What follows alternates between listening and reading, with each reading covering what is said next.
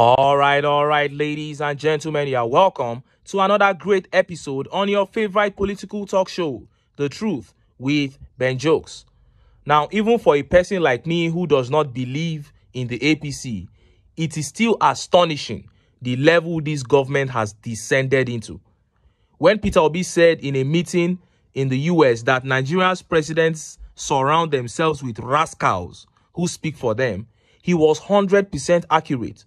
Only a rascal would not know what and what not to say as representatives of an office that should be held in high regard.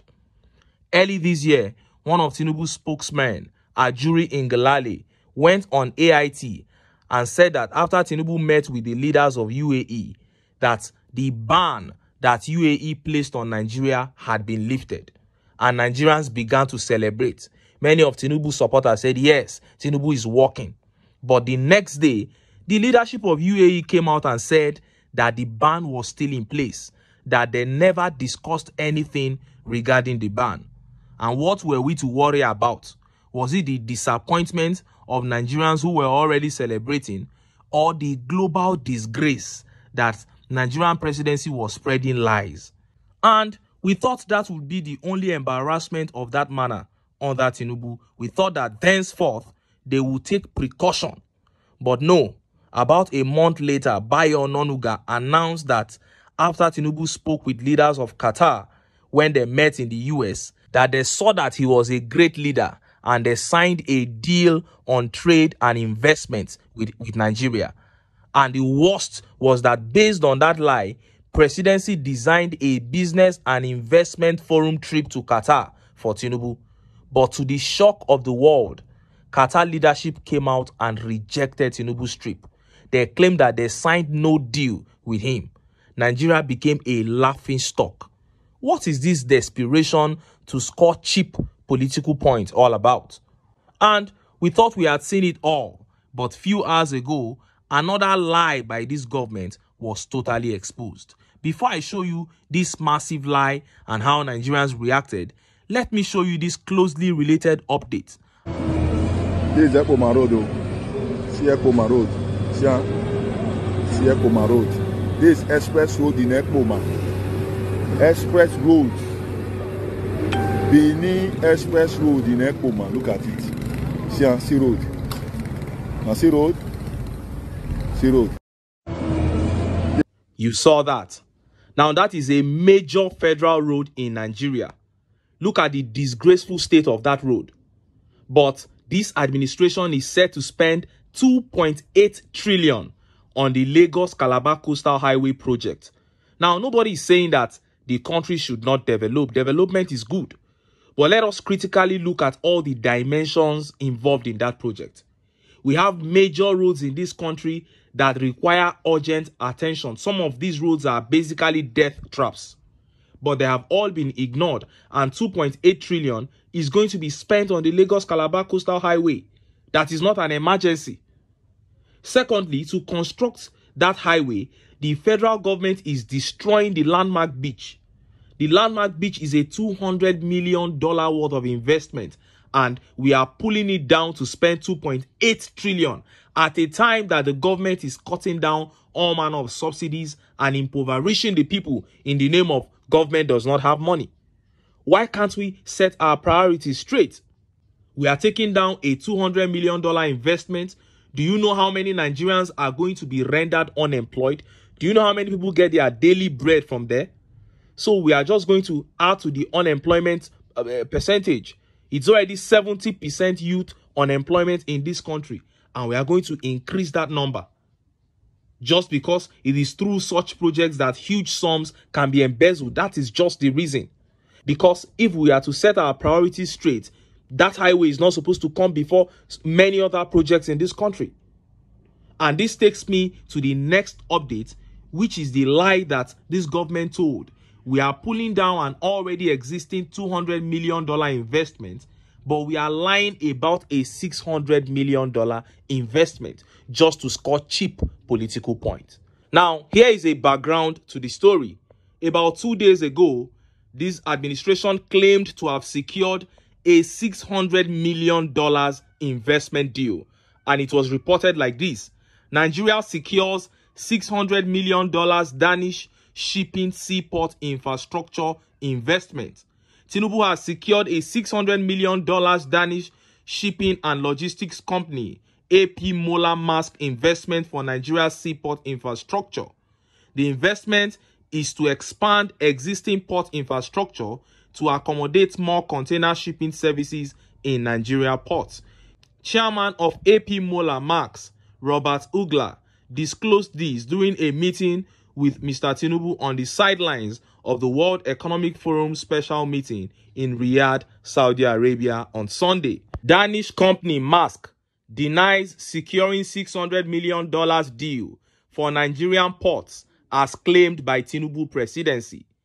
Maersk has denied any knowledge of a $600 million investment secured by TINUBU with the Danish shipping logistic firm. According to Lloyd's List, the company said that its chairman, Robert Maersk Ugla, met TINUBU over the weekend, but no new investment deal was signed. A statement issued by the Nigerian presidency on Sunday said the chairman of AP Moller Maersk, Mr. Robert Maersk Ugla, disclosed the decision during a meeting with TINUBU on the sidelines of the World Economic Forum special meeting on global collaboration, growth and energy for development in Riyadh, Saudi Arabia on the same day. We believe in Nigeria and we will invest $600 million in existing facilities and make the ports accommodating for bigger ships. Ugla was quoted as saying. However, this appears to be news to Maersk. According to the report, despite a presidential statement from TINUBU detailing how he had secured the purported $600 million investment during a World Economic Forum meeting in Riyadh over the weekend, Maersk officials have confirmed that no such agreement is in place and no deals have been signed, despite the direct quotes credited to Ugla in the statement released by the presidency. According to Maersk, that deal does not exist. Company officials said while Ugla did meet with TINUBU, no such deal had been signed.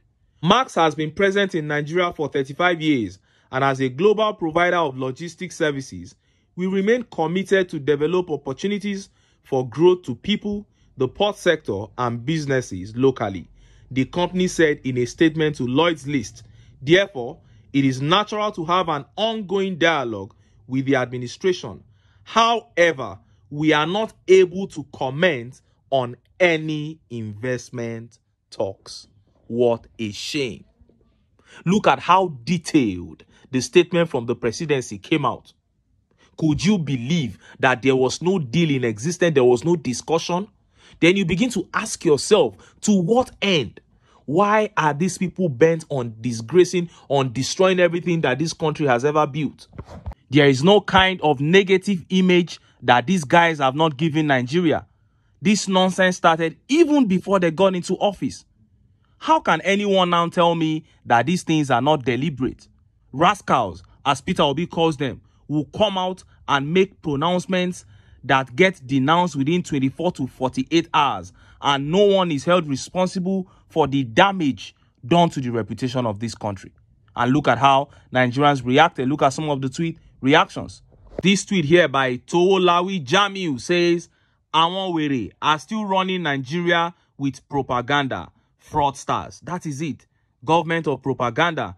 And the media houses that believed Bayo Ononuga and went straight to post the news have now gone ahead to denounce them as fake news. They have placed the fake news emblem on the news. Look at Reuters that reported Nigeria secures $600 million Maersk investment in seaport infrastructure, have now tagged it fake news coming out of the Nigerian presidency. And this is the cable also tagging its own fake coming out of the Nigerian presidency. What a shame. And that Niger guy here says, Bayo Ononuga has made both local and global news media like Reuters to lie to their audience.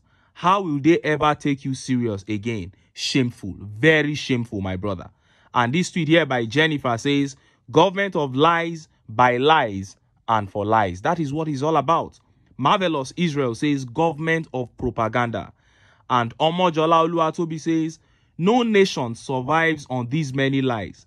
It is just too many. The propaganda is foolish and absolutely ridiculous. Later, they will say youths aren't respecting their elders. Elder is Sonu, Rede Rede. That is it. How do you respect the people who behave like this? A nation that has given you everything, you have finished living your own life, and now you want to destroy it for the younger generation. Bayo Ononuga is 66 years old. TINUBU is about 90. And this is what they are bringing upon the people. Anyway, this matter is everywhere. This is not the first time this administration will disgrace this country like this. And I am very sure this will not be the last time. Give them 2-3 weeks. They will still do another disgraceful thing. And to those of us who see everything politics through religious and tribal lenses, let us ask ourselves again if it is worth it, if we should sacrifice our nation for APC to stand. And if it is not, let us all agree and reject these guys that have brought so much pain, poverty, and hopelessness upon this country. And let us decide that when the opportunity presents itself, we will go out there and get into power a man who has a heart for the people. But until then, make I still enter town. Make I go get some ogbonge political news where una go like. Why? Because of una. Now I dey here, so don't go away.